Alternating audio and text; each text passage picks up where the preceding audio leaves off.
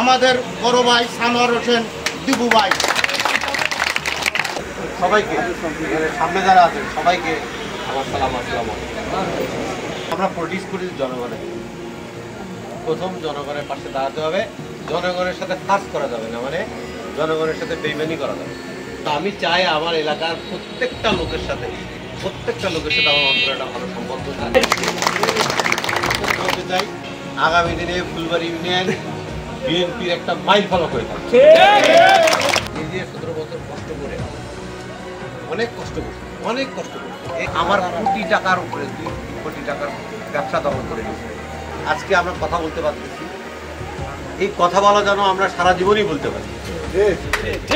আমাদের মুখ চিপে যেন কেউ না করতে পারে, এটা আমাদের সাবধান হতে হবে। আমাদের অন্যায় কোনো কাজ, মাদক আসক্ত এই ধরনের কোনো কাজে আপনারা যদি দেখেন অনুৎসাহিত করবে। আর ইউনিয়ন বা আমার ওয়ার্ডকে প্রথম ভালোবাসতে হবে, ইউনিয়নকে ভালোবাসতে হবে, দেশকে ভালোবাসতে হবে। এই দেশকে নিয়ে ষড়যন্ত্র হচ্ছে না?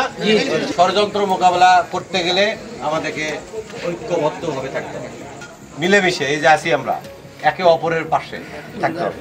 দল করি, জাতীয় দল করি। আজকে বললাম না, সংগঠনে অনেক কথা আছে। তারপরে যদি কোনোদিন সাংগঠনিকভাবে আমরা খুব দ্রুত একদিন বসবো, সেদিন অনেকক্ষণ আপনাদের সংগঠন সম্বন্ধে বুঝাবো। জিয়াউর রহমান কি, খালেদা জিয়া কি, তারেক রহমান কি। আমি খুবই খুশি যে আমার এলাকার লোকজন যে আপনারা যে থাকলে যে আসছেন, এরকম অটুট বন্ধন যেন আমাদের মধ্যে থাকে। ঠিক আছে? আমার বাবা